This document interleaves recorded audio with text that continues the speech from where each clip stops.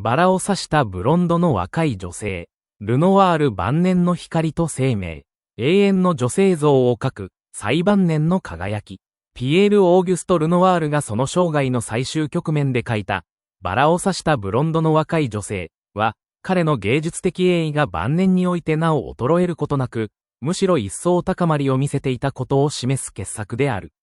ルノワールは、この作品を描いた時期、関節リウマチによって体が甚だしく蝕まれており、両手の指は変形し、絵筆を手にすることすら困難な状態であった。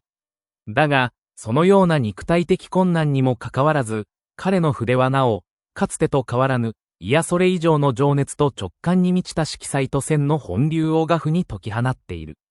本作に書かれているのは、若きアンドレ・マドレーヌ・ウシュリングである。彼女は後に、カトリーヌ・ヘスリングとして映画女優となり、ルノワールの次男である映画監督ジャン・ルノワールと結婚することになる。すなわち本作は、ルノワールの最後のミューズにして、彼の家族の一員となる女性の姿を記録した、極めて詩的でありながら普遍的な美の追求を感じさせる肖像画である。柔らかさと輝きの中に宿る生命。画面には、肩をあらわにした若いブロンドの女性が、やや伏し目がちに佇んでいる。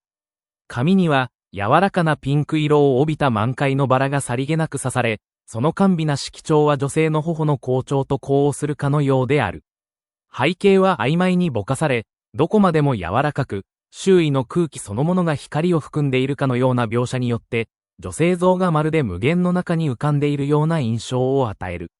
ルノワールがこのような描き方を好んだのは、もはや写実的に、正確に、人物を描くことではなく、存在の本質、すなわち、光、と、美と、生命、を画面に凝縮させることを目指していたからであろう。肉体はここで単なる物質的存在ではなく、輝きの中に溶けるような、感覚の塊として再構築されている。肌のトーンは驚くほど繊細に変化し、色彩の重なりとともに温度すらも感じさせる。指の変形を押して絵筆を握った画家の手が、これほどまでに生き生きとした存在を生み出したという事実には、感動を覚えざるを得ない。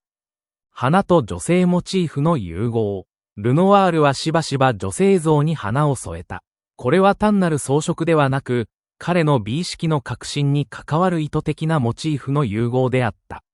とりわけ1900年代以降、彼が好んで描いたのが、バラであり、それも咲き誇る状態のバラであった。バラの花は女性美の象徴として古くから用いられてきたが、ルノワールにおいてはそれが単なる偶意を超え、女性そのものと不可分な存在として描かれている。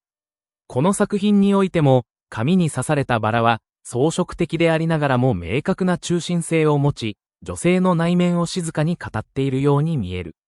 花の質感、色調のニュアンス、そして女性の肌との対比や同調が、まるで絵画の中に調和の音楽を奏でているかのようだ。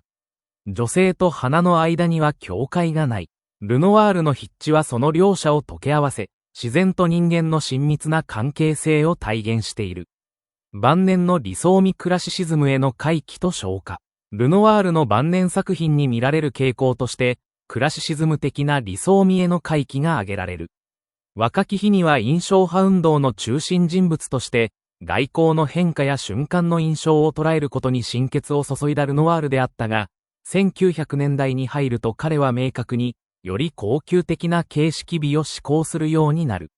その背景には、イタリア旅行で見たラファエロやティチアーノなど、ルネサンス絵画への系統があった。本作にも、そのような古典的近世や穏やかな構図への回帰が見て取れる。女性の姿勢、視線、背景のぼかし、色の抑制といった要素が巧みにバランスを持ち、どこかルネサンス的な安定感をもたらしている。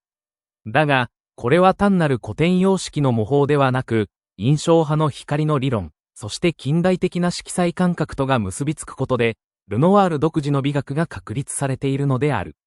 肖像の向こうに見える芸術家の心象。アンドレウ・シュリングというモデルの個人的な背景を知ることで、この肖像画は一層深い意味合いを帯びてくる。彼女は単なるモデルではなく、ルノワールの生活圏において重要な存在であり、芸術的インスピレーションの源泉でもあった。彼女の魅力は、単に外見的な美しさだけでなく、ルノワールが女性に対して抱いた理想そのものを体現していたのかもしれない。本作の中で彼女は、時の流れから切り離されたような静筆な存在として書かれている。その静けさの中に、ルノワール自身の人生観、芸術観が染み込んでいるようだ。加齢と病が進行する中でも、ルノワールは絶えず、美への信仰を貫いた。そしてこの作品こそ、その信仰の果てにたどり着いた、祈りにも似た筆色なのである。終焉と始まりの接点、ルノワールからジャンルノワールへ。興味深いのは、このモデルが後にジャンルノワールと結ばれ、映画という新たな表現手段の中で芸術の歴史に連なっていくことである。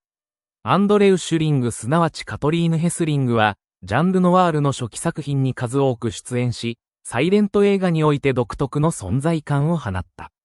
そうした芸術的連鎖の原点が、この静かな肖像画にあるとすれば、本作は一つの終焉であると同時に、新たな芸術の邦画とも言えるだろう。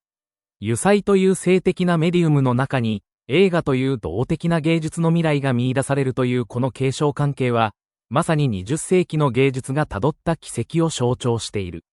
そしてそれはまた、ルノワールという画家が、単に印象派の巨匠にとどまらず、より大きな時代の流れの中で重要な位置を占めていたことを物語っている。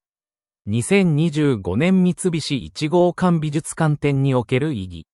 2025年に三菱一号館美術館で開催される展覧会、ルノワール×セザンヌモダンを開いた二人の巨匠において、この作品が展示されることの意味は大きい。ここでは、同時代にありながらも全く異なる造形言語を選んだルノワールとセザンヌが対照的に紹介される。その中で、この、バラを刺したブロンドの若い女性は、ルノワールの芸術が最後まで人間の美と感性に根ざしていたことを明確に示すものである。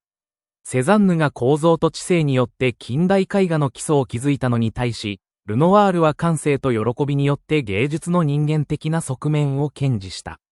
本作は、まさにその最終的な結実と言える。そこには、時代の終わりと人間の永遠が同居しており、ルノワール芸術の豊穣なる遺産を私たちに静かに語りかけている。